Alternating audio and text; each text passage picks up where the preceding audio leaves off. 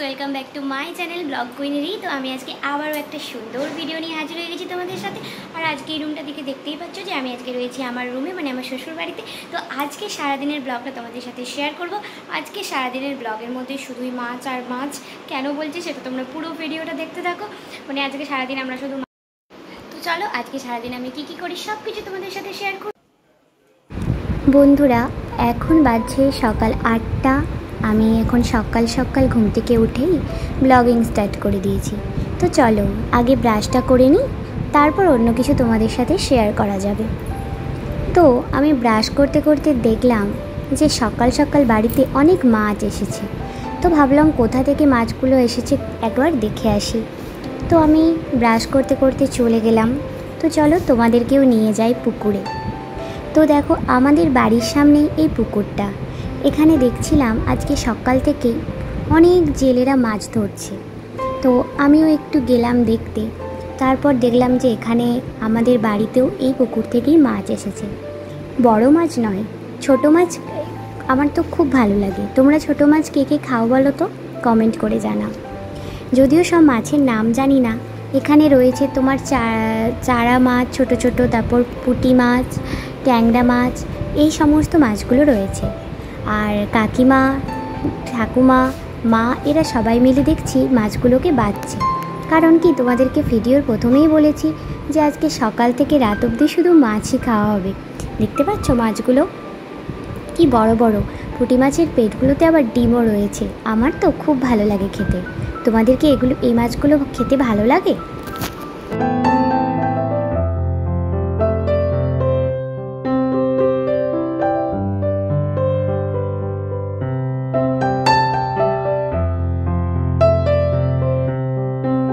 সারাদিন মাছ বাছতে বাছতে আর মাছ দেখতে দেখতে কিভাবে যে সময়টা পেরিয়ে গেল বুঝতেই পারলাম না। তো এখন বাজে সকাল 10টা। তো কাকিমা আর মায়েরা যেহেতু মাছের দিকে ব্যস্ত আছে, তো সেহেতু মুড়ি খাবার জন্য কোনো জোগাড়ই করা হয়নি আজকে। তো তারপর 10টার সময় কাকু বলল যে কিছু মাছ ভাজা যাক। তো আজকে মাছ ভাজা দিয়ে আর পেঁয়াজ দিয়ে, লঙ্কার তেল দিয়ে মাছ মোয়া করে আমরা প্রত্যেকে মুড়ি খাবো। তোমরা কি কেউ খাও মাছ ভাজা দিয়ে মুড়ি? জানি অনেকেই খাও না। অনেকেই হয়তো ভিডিওটা দেখে কমেন্ট করবে যে মাছ মাখা দিয়ে কি কেউ মুড়ি খায়? তবে হ্যাঁ বন্ধুরা, আমরা খেয়েছি, খুব ভালো লেগেছে। তো চলো, কেউ যখন নেই, সবাই বিজি, তো আমি ভাবলাম আমি বেকার কেন বসে থাকবো, আমি একটু মাছ ভাজাটা করে নিই। তো আমি চলে গেলাম আমার শাশুড়ি মায়ের রান্নাঘরে।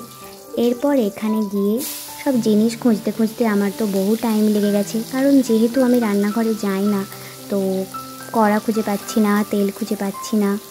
তো যাই হোক, শেষমেশ সবাইকে জিজ্ঞাসা করে পেয়েছি। এরপর এখানে কড়াইতে তেল গরম করে সব মাছগুলো একসাথে দিয়ে দিয়েছি। মাছগুলোকে সুন্দর করে ভেজে নেব। এবং যেটা কাকিমা বলল যে মাছগুলো গোটা গোটা রাখার দরকার নেই, যেহেতু মাছগুলো মাখা হবে তো মাছগুলোকে ভেঙে দিতে বলল। খুন্তিতে করে যতটা পেরেছি ভেঙে দিয়েছি। তো চলো মাছগুলো ভাজা হয়ে যাক। তারপরে এরপরে কিভাবে মাছগুলোকে আমি মাখি সেটাও তোমাদের সাথে শেয়ার করব।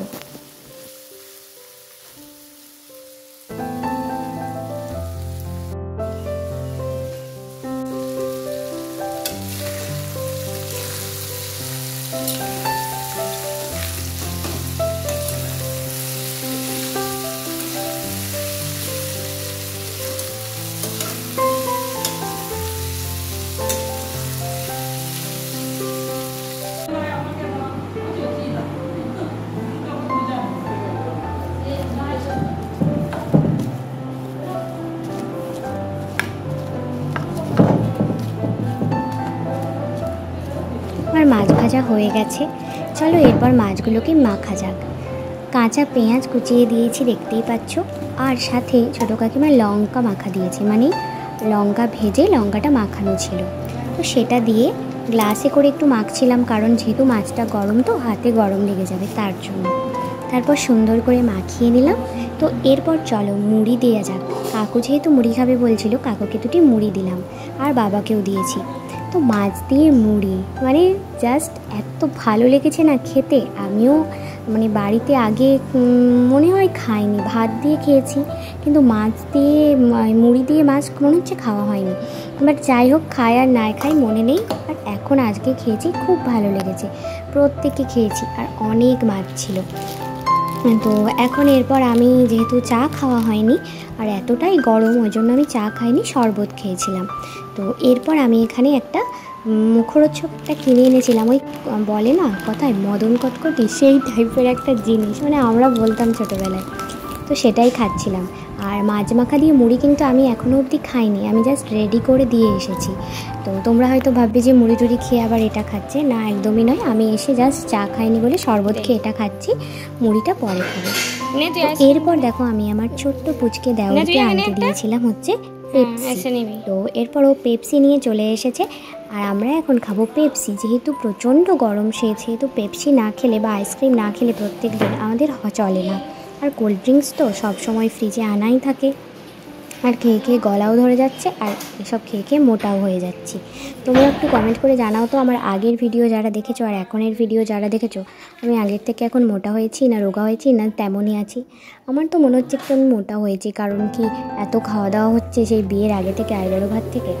তো যাই হোক, আজকে দুপুরের মেনুতে ছিল মাছের চাটনি, মানে গুড় দিয়ে মাছের চাটনি, টক হয়েছিল, মানে চাটনি টাইপের, খুব টেস্টি হয়েছিল।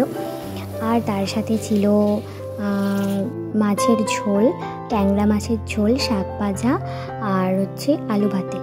আর একটা কী যেন হয়েছিল মনে নেই, কারণ আমি ভয়েসটা তো পরের দিনে করছি, তো সেজন্য আমার মনে নেই। তো যাই হোক, সেটা তোমাদের সাথে শেয়ার করা হয়নি। আর এখন বাজছে সন্ধে 7:30। তো এখন আমরা খাচ্ছি হচ্ছে লাচ্ছা। লাচ্ছা কার কার খেতে ভালো লাগে তোমরা কমেন্ট করে জানাও। এই দেখো, লাচ্ছাটা আমরা বানিয়ে নিয়েছি আমুল দুধ দিয়ে আর চিনি দিয়ে। ফার্স্টে দুধটাকে ফুটিয়ে নিয়ে চলে এসেছি, এরপর দুধের মধ্যে লাচ্ছাটা দিয়ে দিলাম। লাচ্ছাটা কিন্তু খেতে সত্যি খুব সুন্দর হয়েছিল। এখন হচ্ছে আমি যেহেতু 7 দিন মতো বাড়িতে ছিলাম না, বিয়ে বাড়ি গিয়েছিলাম, জানো আমার মামার বিয়ে ছিল, তো সেই জন্য রুমের অবস্থা দেখো একদম, মানে যেহেতু এখানটা গরম, মানে ওপরে গরম থাকার জন্য আমরা ওপরে এখন শুই না, নিচে শুই, তো সেই জন্য ওপরটা সেরকমভাবে গোছানো নেই। তো আজকে এই যে বিয়ে বাড়ির সমস্ত জামা কাপড় এগুলো একটু গুছিয়ে নিই, চলো তারপরে আবার আসছি। কী করি সারাদিন দেখতে থাকো অবশ্যই, আর চ্যানেলটা টপ করে সাবস্ক্রাইব করে দাও। তো দেখো, ড্রেসিং টেবিলটা অনেক দিন গোছানো হয়নি, তো ভাবলাম যে একটু ড্রেসিং টেবিলটা গুছিয়ে নিই। দেখতে পাচ্ছ ড্রেসিং টেবিলটা আমার একটু ফাঁকা ফাঁকা লাগছে, কারণ কি আগে হয়তো তোমরা অন্য ভিডিওতে দেখেছো যে আমার ড্রেসিং টেবিলে অনেক কিছু আমার প্রোডাক্টস রয়েছে বা অনেক কিছু জিনিসপত্র রয়েছে। তো এখন নেই এই কারণেই, কারণ যেহেতু আমাকে শ্বশুরবাড়ি বাপের বাড়ি করতে হয় রেগুলারলি পার্লারে যাওয়ার জন্য, সেজন্য আমি একটা ব্যাগেই সমস্ত আমার ইউজের জিনিসপত্রগুলো রেখে দিয়েছি। তো বারবার তো আর রাখা আবার গোছানো আবার গুছিয়ে নিয়ে যাওয়া সম্ভব নয়, সেই জন্য। তো যাই হোক, একটু ধুলো পড়ে গিয়েছিল, মোটামুটি একটু গোছ করে নিলাম যে কটা জিনিস আছে। তো একদিন ভেবেছি ড্রেসিং টেবিলে আমার সমস্ত জিনিসপত্র সাজিয়ে তোমাদেরকে একটা ড্রেসিং টেবিল ট্যুর দেবো। তোমরা কি দেখতে চাও? তাহলে তোমরা অবশ্যই কমেন্ট করে জানাও। আর প্লিজ চ্যানেলটা সাবস্ক্রাইব করো। আর যারা যারা আমার ভিডিও দেখতে ভালোবাসো তারা অবশ্যই একটা করে কমেন্ট তো করো প্রত্যেকটা ভিডিওতে। তোমরা অনেকেই আমার ভিডিও দেখছো আমি জানি। আমাকে তো কিছুদিন আগে আমার একজন সাবস্ক্রাইবার কল করেছিল, একদম যেহেতু আমার ফেসবুকে নাম্বার দেওয়া আছে, তো সেখান থেকে নিয়ে আমার একজন মেয়ে সাবস্ক্রাইবার কল করেছিল। তো সে তো বললো, দিদিভাই তোমাদের ভিডিও দেখতে খুব ভালো লাগে, তোমরা 10 মিনিটের বেশি ভিডিও দাও। তো আমার তার নামটা এই মুহূর্তে মনে নেই, নাহলে আমি ভিডিওতে নিতাম। সে হয়তো আমার ভিডিওটা দেখলে বুঝতে পারবে যে আমি তার কথাই বলছি। তো তুমি যদি ভিডিওটা দেখো তাহলে অবশ্যই কমেন্ট করো। তোমরা আমার ভিডিও দেখতে এত ভালোবাসছো, অথচ কমেন্ট কেন করছো না আমি সেটাই বুঝতে পারছি না। তোমরা কমেন্ট করলে আমাদেরও ভিডিও করতে ভালো লাগবে, তাই না? তো চলো, মোটামুটি গুছিয়ে নিয়েছি, পুরোটা শেয়ার করতে পারলাম না, কারণ জানো ভিডিও করে দেওয়ার কেউ নেই। আর যেই জামা কাপড়গুলো গোছ করেছিলাম সেইগুলো সব আলমারির মধ্যে ঢুকিয়ে দিচ্ছি। আপাতত এখন মোটামুটি একটা রেখে দিয়ে চলে যাব, কারণ ওপরে এত গরম আর কি বলবো, মানে গরম একদম টেকা যাচ্ছে না ওপরটায়। তো অনেক কিছু ভিডিও তোমাদের সাথে শেয়ার করার ইচ্ছে আছে। এই গরমে বিভিন্ন রকমের আইসক্রিম বানিয়ে তোমাদের সাথে ভিডিও শেয়ার করব। আর একদিন ইচ্ছে আছে সকাল থেকে রাত অবধি আমার শাশুড়ি মা কী কী করে সেই ভিডিওগুলো তোমাদের সাথে শেয়ার করব। তো তোমরা কে কে দেখতে চাও ভিডিওগুলো অবশ্যই জানাও। আর চলো তাহলে, আর কি, আজকের ভিডিওটা এতটুকুই। বন্ধুরা আজকের ভিডিওটা এতটুকুই। ভিডিওটা যদি সবার ভালো লেগে থাকে অবশ্যই লাইক কমেন্ট শেয়ার করতে ভুলবে না। তো চলো টাটা, আবারও নতুন কোনো একটা ব্লগ নিয়ে কালকে হাজির হয়ে যাব। আর কেমন লাগলো ভিডিওটা অবশ্যই কমেন্ট করে জানাও। Tata, bye bye.